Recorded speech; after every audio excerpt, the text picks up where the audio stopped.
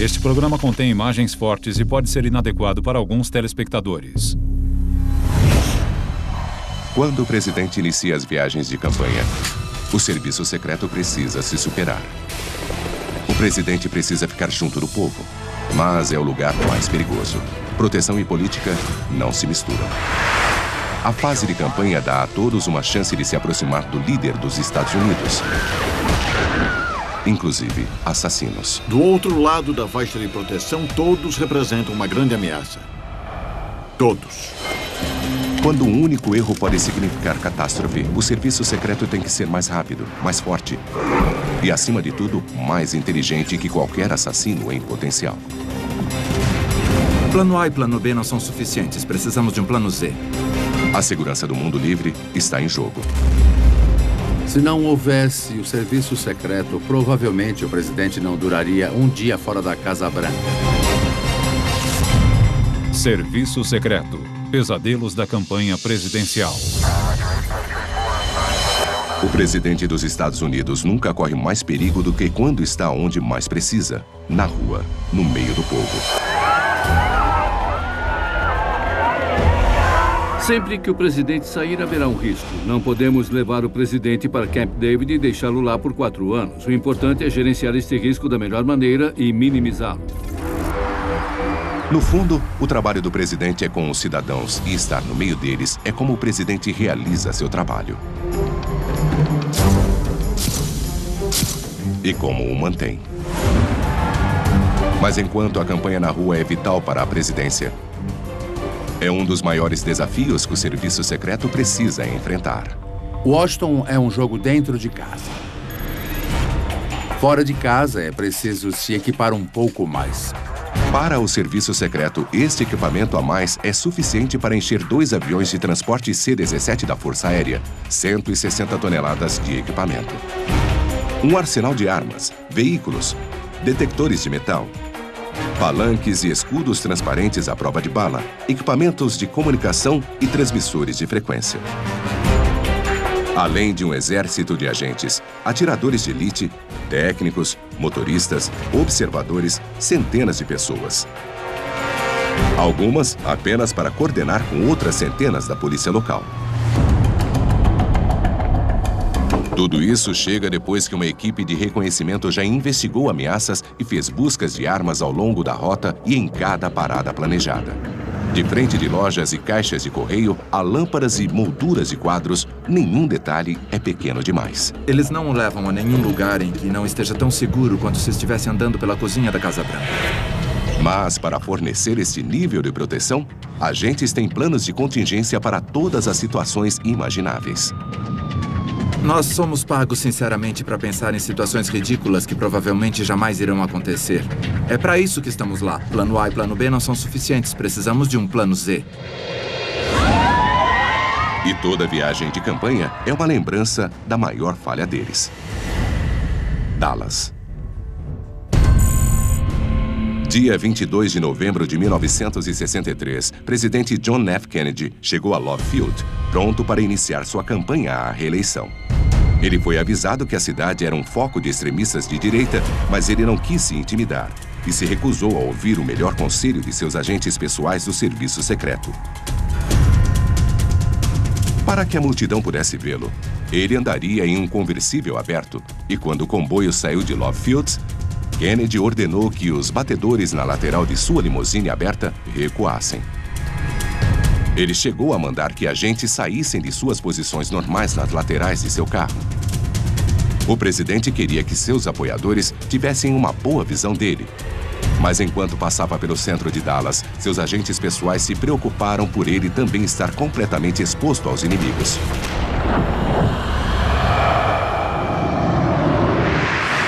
A lembrança daquele dia assombra todos os membros do serviço secreto. E para mim, foi muito importante lembrar o que poderia acontecer. Eu nunca quis que acontecesse comigo. Nós somos muito mais bem treinados agora do que quando eu cheguei em 1962. Não é que não fosse bom, não foi bom o suficiente quando o presidente Kennedy foi assassinado. O presidente nunca mais viaja em um conversível em uma carreata, nunca sem agentes no carro para defendê-lo e nunca sem a capacidade de eliminar a ameaça antes que ela possa dar 3 tiros. Depois do assassinato de Kennedy, o serviço secreto mudou para a Magnum .357, uma arma que derruba um agressor instantaneamente.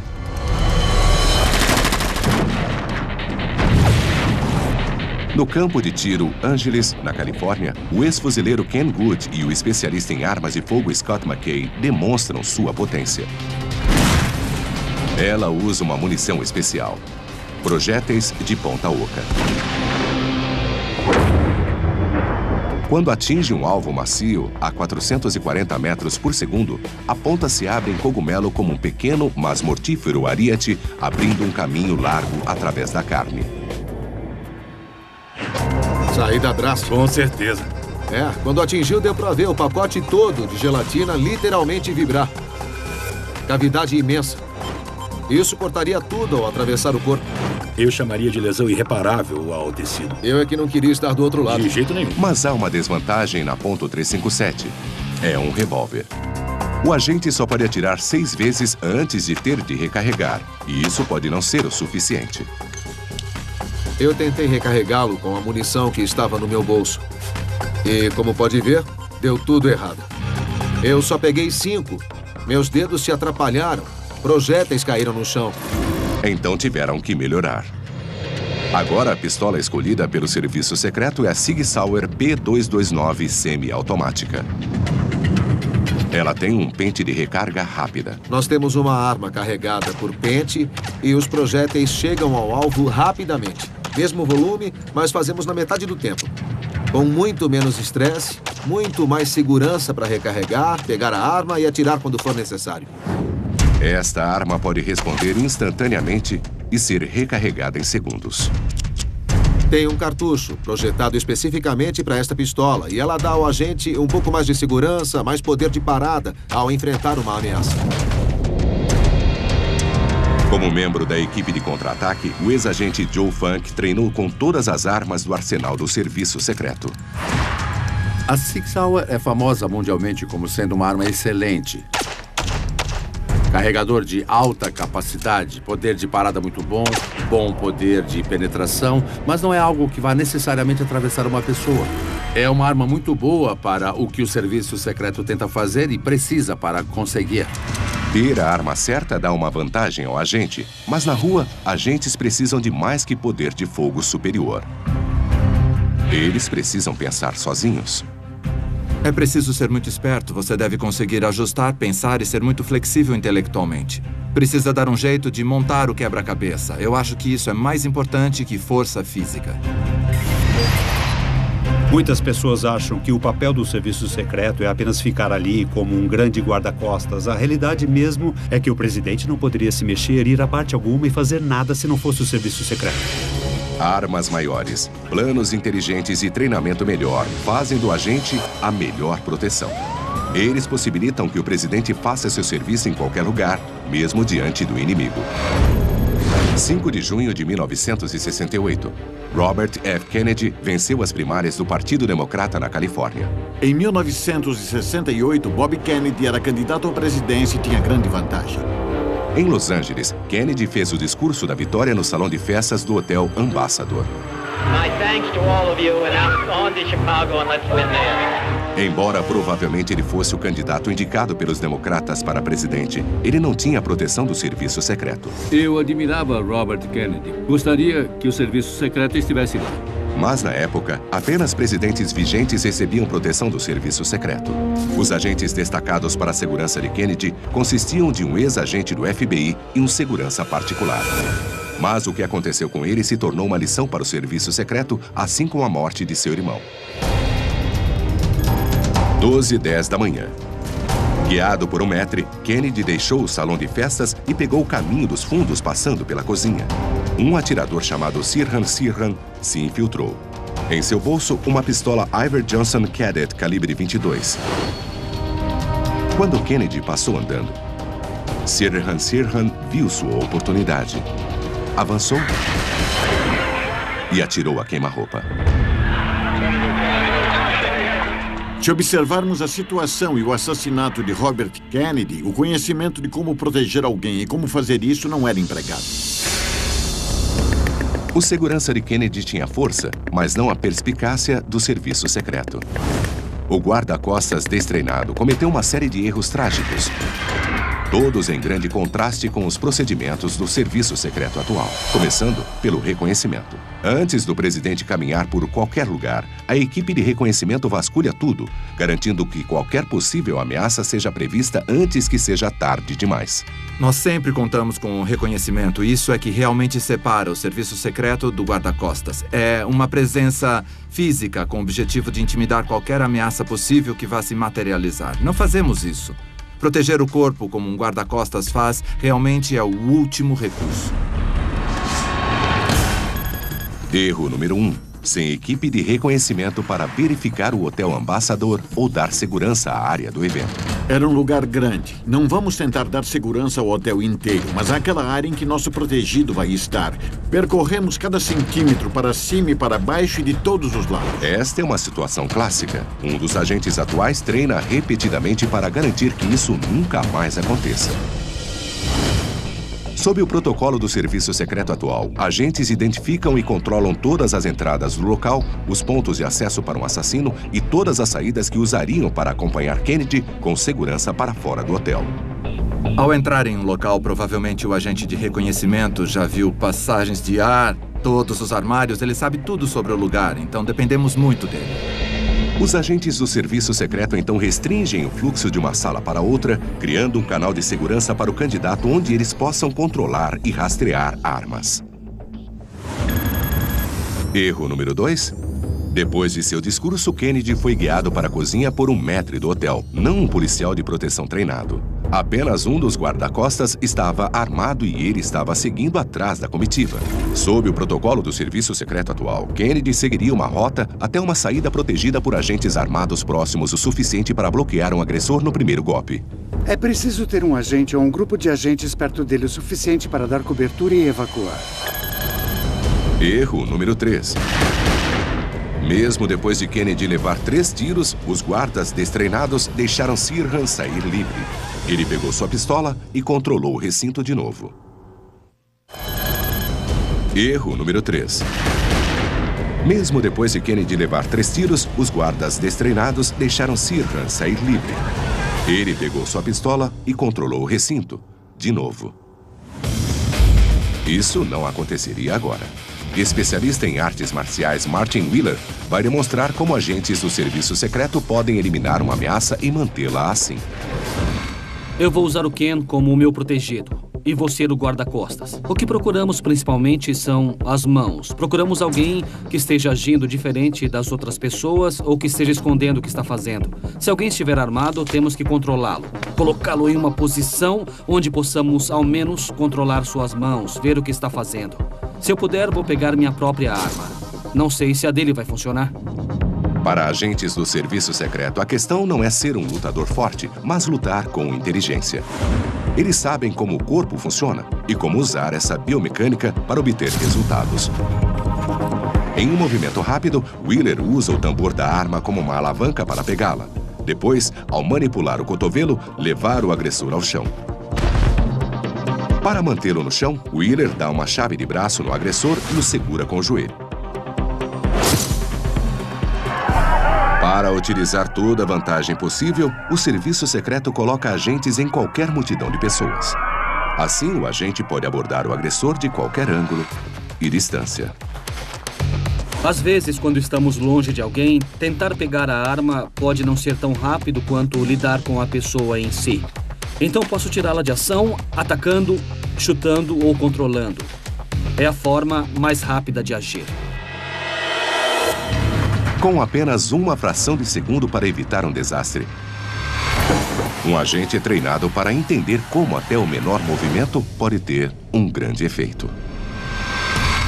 Há alguns meios de se trabalhar contra tendões, em que ele vai abrir o dedo, dificultando o ato de apertar o gatilho.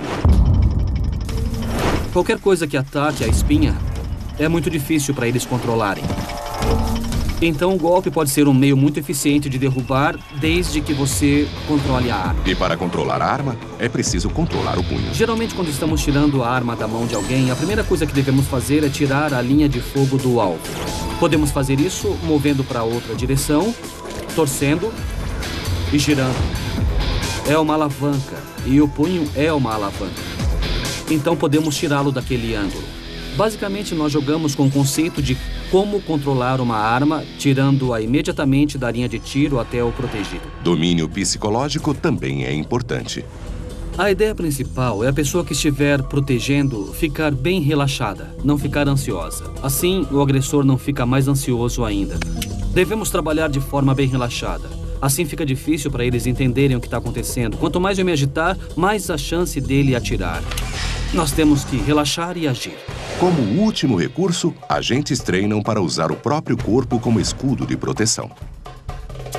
Você pode facilmente usar seu corpo para proteger o cliente. O ideal é não fazer isso, porque se for baleado, não pode continuar protegendo.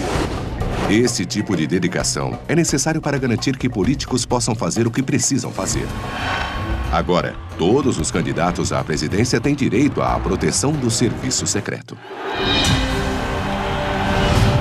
A faixa de isolamento, para um gerente de campanha, é a chave para a vitória.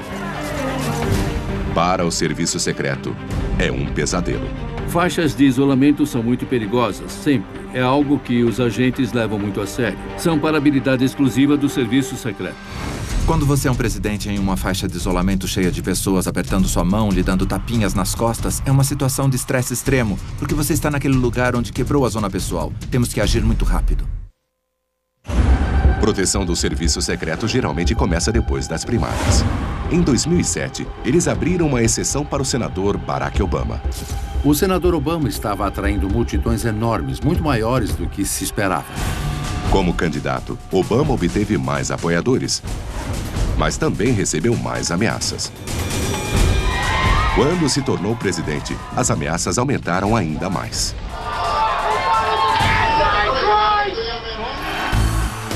Época de campanha significa mais oportunidades para assassinos. Um dia típico para um presidente em campanha envolve paradas em 7 cidades de 2 estados e um comício para mais de 30 mil apoiadores. Estas longas viagens nas estradas exigem um veículo imenso. Em abril de 2011, Obama estreou seu ônibus presidencial. Equipado com instrumentos de comunicação de última geração e uma linha telefônica direta com o vice-presidente e o Pentágono, o ônibus possui sistema de supressão de fogo e tanques de oxigênio e provavelmente é pressurizado para proteger contra armas químicas e biológicas. É todo blindado, vidros escuros, janelas à prova de bala e luz policial padrão. Pneus de Kevlar, que não precisam de calibragem, levam o presidente em segurança para cada uma de suas muitas paradas, com comícios enormes prontos para sua chegada. Mas a cada parada, o que parece uma confusão, na verdade, é uma manobra precisa estilo militar, coreografada pelo serviço secreto. Como montar um palanque, onde os agentes estarão posicionados, qual é a rota de fuga, como controlar a multidão, pré-determinar a faixa de isolamento, pois ele sempre vai querer encontrar o povo e apertar mãos. Uma tática do serviço secreto é manter a multidão parada e o protegido em movimento. Eu jamais iria querer uma multidão passando pelo presidente. É melhor mover o presidente pela multidão. Queremos que a multidão fique o mais estática possível. Agentes se posicionam de ambos os lados do candidato, enquanto outros ficam de olho nas pessoas tentando se aproximar. Quando trabalhamos com a faixa de isolamento e um protegido está apertando mãos, colocamos agentes na frente e agentes atrás. A forma de um diamante lapidado, podemos dizer. Esta é uma boa formação. Agentes observam a multidão frequentemente buscando qualquer sinal de um possível assassino. Uma coisa que procuram é acesso a uma arma escondida. As mãos sempre são a parte mais perigosa do corpo de alguém que eu procuro examinar da faixa de isolamento. Ninguém atira com o nariz. Se vejo alguém com as mãos enfiadas no bolso, não importa se está fazendo frio. Senhor, senhora, por favor, tire as mãos do bolso. Eu já fiz isso. Do outro lado da faixa de isolamento, todos representam uma grande ameaça. Todos. Eles também tentam identificar rostos por fotografias com milhares de nomes e arquivos nacionais que são atualizados constantemente. Agentes contam com esses arquivos, usando-os para procurar na multidão o rosto de pessoas perigosas e desequilibradas da região. Mas o meio mais importante de identificar ameaças vem do pressentimento, baseado em anos de treinamento e experiência. Precisamos tomar decisões rápidas e fazer julgamentos instantâneos. Essa pessoa seria um fã muito fervoroso? Quer apenas apertar a mão do presidente e ficou tão emocionado com a situação que não solta a mão? Ou seria alguém com a intenção de machucar o presidente? Isso exige seu treinamento e a criação de um sexto sentido. Os atos da pessoa antes dela se aproximar do presidente vão dizer quais são suas intenções. Se alguém na multidão parecer suspeito, haverá um agente com a mão no cinto do protegido, pronto para puxá-lo para longe do perigo em um instante. Minha experiência com presidentes e vice-presidentes é que eles nunca vão criticar o que você faz na faixa de isolamento. Se você puxa o cinto de um presidente ou tenta movê-lo para uma direção, ele vai lhe seguir, porque naquela situação ele está contando totalmente com a sua experiência e habilidade. Um agente puxa o protegido para a segurança, enquanto outros vão até a ameaça. Nesta situação, armas não seriam uma opção. Estamos perto demais das pessoas, há muito risco de danos colaterais, além de levar tempo. Temos que reagir imediatamente. Trabalhar dentro de uma multidão exige um sistema sofisticado para neutralizar um bandido. De volta à International Training Incorporated, o especialista em combates corpo a corpo Martin Wheeler vai demonstrar como o serviço secreto melhora a segurança do protegido e poupa observadores inocentes. Tomar decisões instantâneas é extremamente importante nesse tipo de trabalho. A esta distância é muito difícil tirar uma arma. Você precisa confiar nas suas habilidades de luta corpo a corpo. E o agressor pode não estar sozinho. Nessa situação, eu estou cuidando do Ken, que é meu protegido. E vejo duas pessoas se mostrando um pouco mais agressivas. Eles tentam avançar e eu tento controlá-los. Quando começo a ter problemas, eu devo separá-los. Quando um avança, eu uso este golpe para puxar a arma e controlá-los. Tudo faz parte da mesma manobra. Não fazemos manobras diferentes para coisas diferentes. Tudo faz parte da mesma ação. O princípio de desarmar agressores é se controlar. É preciso controlar a respiração ou seu grau de relaxamento e é preciso ter a noção exata de quem você está protegendo e onde ele está. Ao atacar partes do corpo que eles não sabem que serve de apoio, você tira um suporte fundamental para o movimento deles. É muito mais fácil controlar alguém depois de controlá-lo psicologicamente. Depois é só a parte física. A mesma combinação de controle mental e técnica física também pode conter uma arma que pode passar do segundo perímetro. Uma faca. O problema com a faca a essa distância é que é difícil retirá-la e controlá-la. É preciso se concentrar no relaxamento. Sua vontade é correr da lâmina, mas você tem que proteger alguém, então deve enfrentar. Temos que agir bem devagar, quase como uma dança. Quando o agressor ataca, Wheeler desvia a faca, acerta a cabeça do agressor e o controla com uma chave de braço. Você literalmente retira a habilidade dele de se controlar, mas de um jeito que é difícil dele entender o que está acontecendo. A maior parte da estratégia é psicológica. Ficar calmo, pensar melhor que o agressor. Parte disso é como você age e se apresenta. Você quer que ele se sinta intimidado ou relaxado? Há muitas coisas que podemos fazer para começar a controlar alguém. A vantagem do serviço secreto é que cada agente é treinado para esse momento. E o agressor, eles esperam, não. Nesse caso, Wheeler desvia a faca acertando a parte interna do punho com sua mão esquerda, enquanto dá um soco na costela com a direita.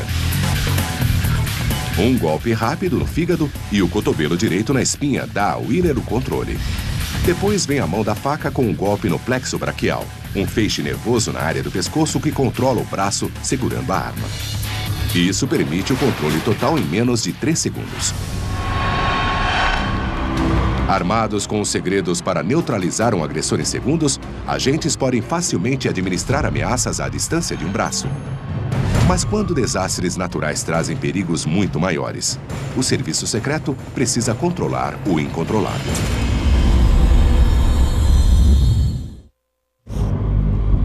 Toda Toda vez que o presidente pega a estrada, o serviço secreto enfrenta um desafio. Mas os perigos são ainda maiores em uma emergência.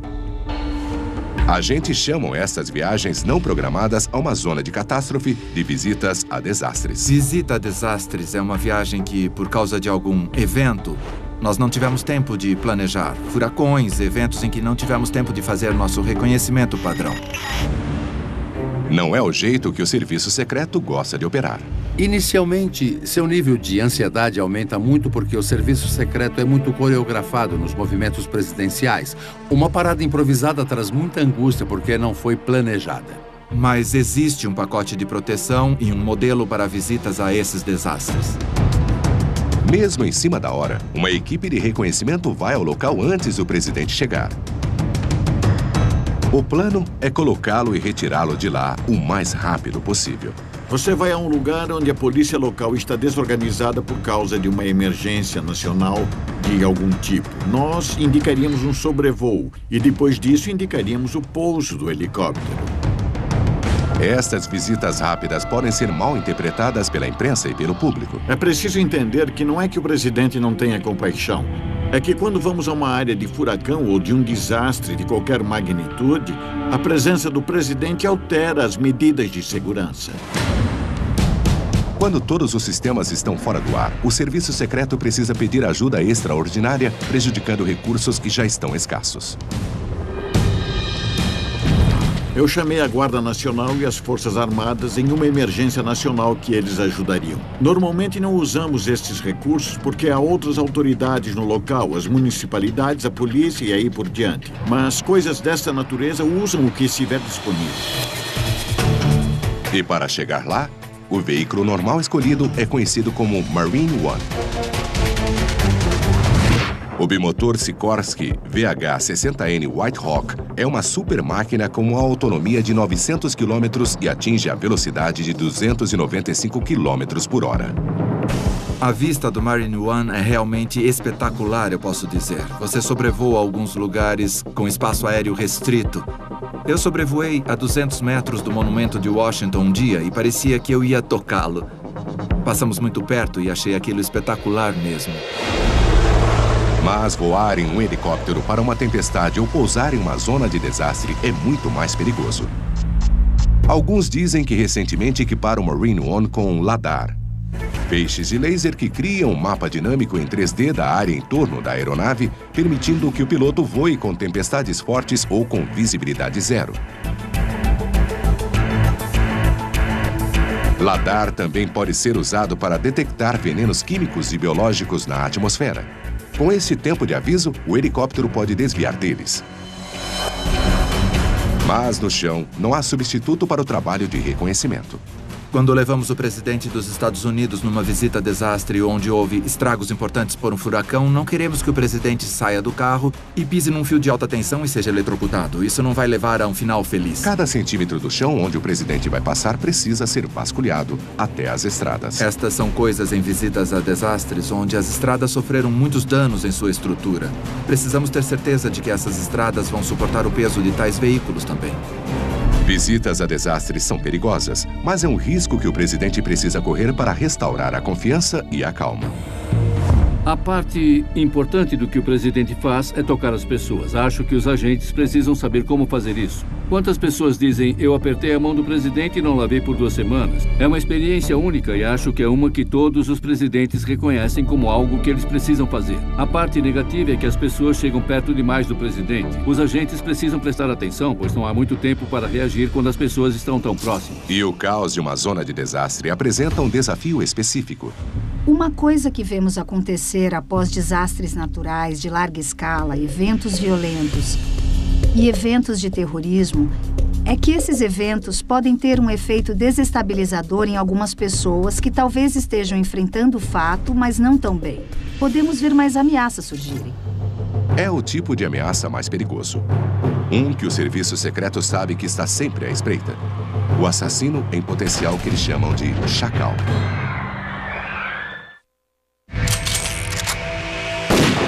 Existem assassinos de vários tipos, e um dos que mais preocupam o serviço secreto é o que chamam de chacal. O chacal é um termo não oficial do serviço secreto que às vezes ouvimos os rapazes usando, talvez apenas se referindo a um assassino em geral. Seus motivos para atingirem o presidente nem sempre são óbvios, tornando-os difíceis de rastrear. Alguns pensam que atacar ou tentar matar um político seria por motivos políticos, mas nos Estados Unidos raramente é o caso. Normalmente, eles sempre buscam o alvo mais proeminente. Que alvo lhes daria a maior atenção da mídia? O serviço secreto precisa prestar muita atenção às ameaças que um presidente pode atrair além da política, como raça. Each of us knows the difficulties that a racially conscious white man faces in modern-day America.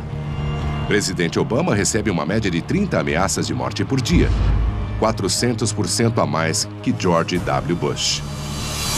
Na pesquisa que o Serviço Secreto fez sobre assassinos e agressores, surgiu um termo ótimo, chamado assassinos em busca de uma causa. E isso descreve alguns indivíduos que querem usar da violência e procuram grupos radicais quase como um jeito de justificar a violência que eles querem empregar para lhes dar uma causa, lhes dar uma motivação. E a raça do presidente pode ser uma destas justificativas para fazer alguém que já pensava em violência se sentir justificado para seguir adiante.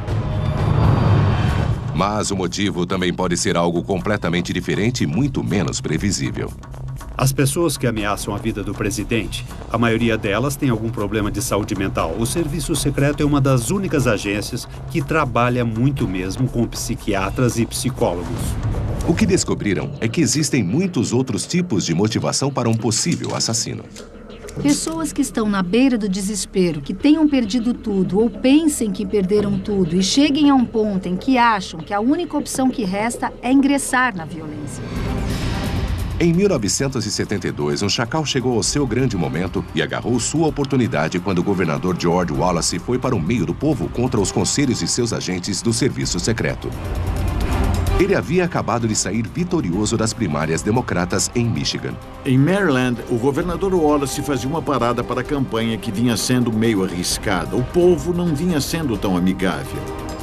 Aquela multidão estava receptiva. Era a primeira multidão que ele viu sendo amigável em vários dias. Então ele desceu do palanque, arregaçou as mangas e pôs mãos à obra. Começou a apertar as mãos. Era uma multidão não estudada. No meio de todos estava Arthur Bremer, um marginal social perturbado esperando seu momento de atacar.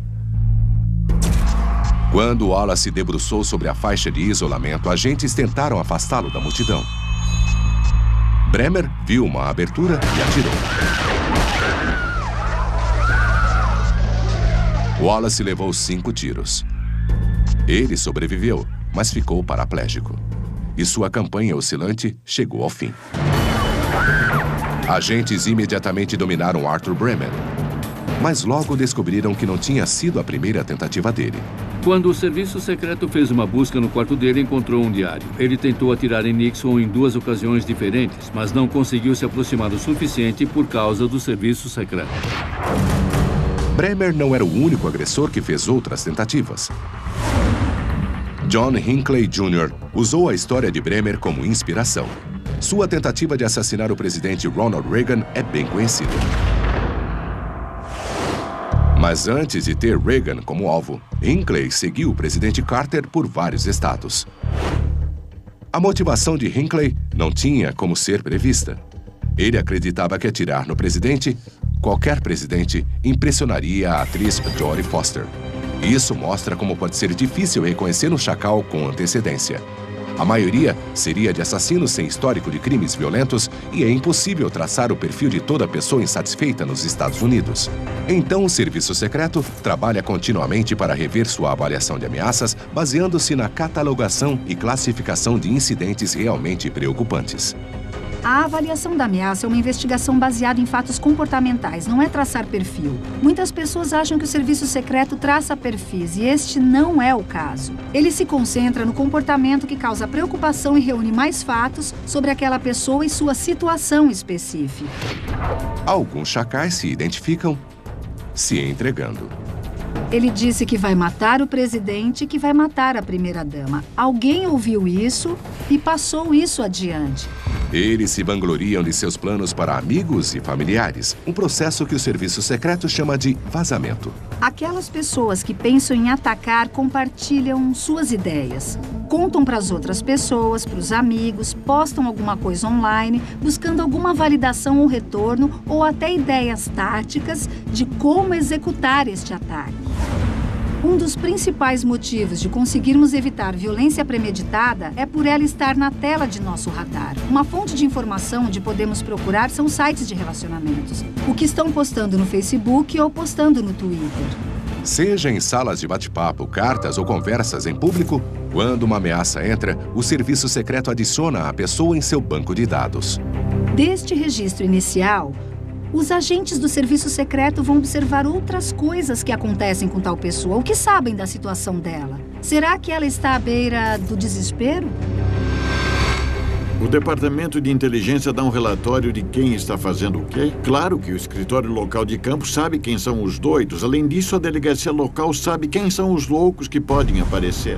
Em 1991, uma ligação anônima para um programa de rádio fez declarações ameaçadoras para o candidato Bill Clinton. Alguém ligou para um programa de rádio e disse que o presidente Clinton fugiu do serviço militar e que era um hippie cabeludo. E o locutor disse, e daí? Ele disse, só estou dizendo, quero alertar que há muitos atiradores de elite, veteranos de Vietnã por aí e que não gostam dele. Era uma ameaça disfarçada. O serviço secreto abriu um disque denúncia gratuito. Alguém ligou e disse, eu sei quem ele é, sei que é o Charlie. E quem é? É o meu vizinho, eu sei que é, eu conheço essa voz, é do meu vizinho. E eu disse, ótimo, e onde você mora? Ele perguntou se eu iria procurá-lo e eu disse que sim. E ele disse, você pode pegar meu cortador de grama com ele? Então nós fomos, interrogamos e conversamos. Ele confirmou ter dito aquilo, mas e daí? Não tenho a intenção de feri-lo, eu só estava dando minha opinião. Então o negócio é o seguinte, no dia da visita queremos que você fique em casa, pois vamos colocar um carro nos fundos e outro na frente da sua casa. Entendeu o que eu disse? No dia da visita, gostaríamos que ficasse em casa. Mas apesar de toda a preparação e segurança, possíveis assassinos podem passar. E é quando agentes no local precisam usar seu treinamento e instinto para identificar o perigo no meio da multidão. Há sinais biológicos e físicos muito específicos que entregam as pessoas. Não dá para fingir tranquilidade se está nervoso. O seu corpo entrega. Esse é o princípio do detector de mentiras. Não dá para fingir sinais biológicos. Não tem como. Israelenses usaram isso com sucesso nos seus aeroportos e nós usamos modelos semelhantes. Agentes observam em busca de sinais biológicos, como suor ou atitudes suspeitas, como usar óculos escuros em um dia nublado. O detalhe da imagem que parece fora do lugar. O que está diferente? O que não se encaixa nessa multidão, naquele dia específico, naquele momento específico? Às vezes, os olhos observadores dos agentes são suficientes para evitar ataques de chacais. Mas alguns agressores têm uma dedicação à sua causa que não há como impedir.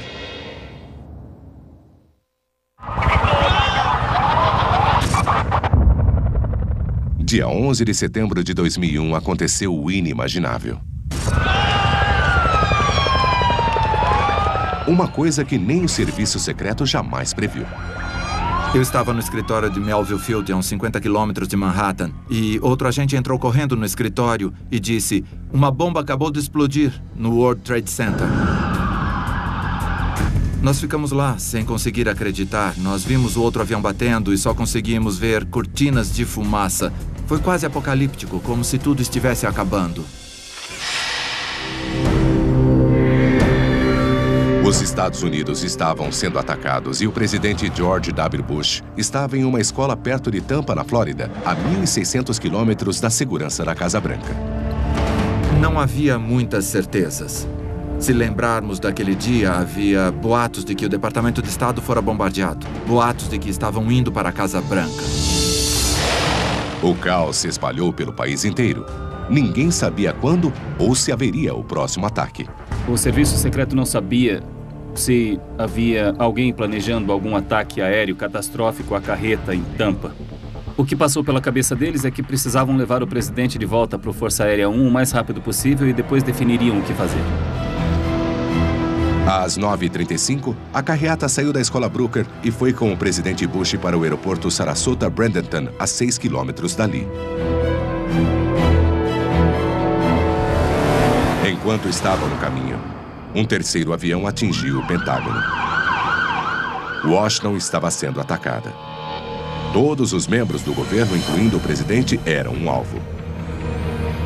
Pela primeira vez na sua história, o serviço secreto pôs em prática seu plano de sucessão, reunindo os 15 primeiros na linha de sucessão para a presidência, colocando-os sob proteção no caso dos outros serem mortos. Se você estivesse com o presidente Bush no dia 11 de setembro, provavelmente estaria pensando que foi para aquilo que você foi treinado.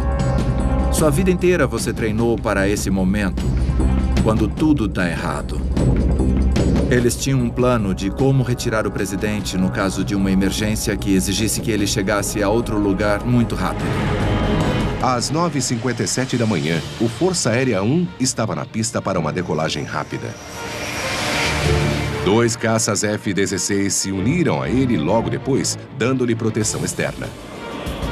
Carregados com mísseis terrestres e mísseis aéreos que podiam atingir um alvo a 70 quilômetros de distância e metralhadoras que disparavam 6.000 tiros por minuto. É preciso ter esse poder de fogo para conseguir intimidar qualquer adversário possível. Devemos garantir sempre que temos um material bélico que vença o inimigo em qualquer tipo de situação. O serviço secreto tinha que manter o presidente no ar, evitando Washington até que uma zona segura para pousar fosse encontrada. Mas o presidente ainda precisava governar o país como se estivesse no Salão Oval. O Força Aérea 1 é equipado para isso. Seu andar superior é dedicado a equipamentos de comunicação. São 383 quilômetros de fios, 85 telefones a bordo, 19 monitores de televisão, conexões de internet e codificação de sinais de última geração que permitiam que o presidente e sua equipe mantivessem contato com qualquer lugar do mundo. Se necessário, o serviço secreto pode manter o presidente no ar por dias. O Força Aérea 1 tem a capacidade de ficar no ar por muito tempo. Ele pode ser reabastecido em pleno voo. Os agentes queriam levar o presidente Bush direto para um abrigo secreto no meio do país. Mas o presidente tinha outros planos. Estamos numa época em que as pessoas querem ver seu presidente todos os dias. E quando existe o caos, eles querem ver o presidente na hora. E querem ver o presidente dizendo o que está acontecendo, o que vai acontecer, o que não sabem e o que será feito dentro do plano de contingência do serviço secreto. Às 6h40 da tarde, o Força Aérea 1 pousou na base Andrews da Força Aérea ao lado do Capitólio. Assim, o presidente poderia falar com a nação do verdadeiro Salão Oval. Terrorist attacks can shake the foundations of our biggest buildings, but they cannot touch the foundation of America. Planejamento e treino mantiveram o serviço secreto um passo à frente do problema. A reação do serviço secreto naquele dia foi impressionante. Outras agências não reagiram tão bem, mas o serviço secreto parecia que tinha tudo planejado. O dia 11 de setembro tornou a nossa missão muito real. Acho que para muitos agentes jovens, principalmente para mim, que na época estava há 3 anos na agência, ele tornou real que havia muita gente má no mundo que, num piscar de olhos, pode matá-lo num instante. Muitas pessoas tiveram um fim terrível naquele dia. Queriam mandar um recado para os Estados Unidos da América. E ser um agente naquele dia, naquele específico 11 de setembro, mostrou o quanto somos necessários. Para proteger o presidente para o bem de todos os americanos. Versão brasileira DPN Santos.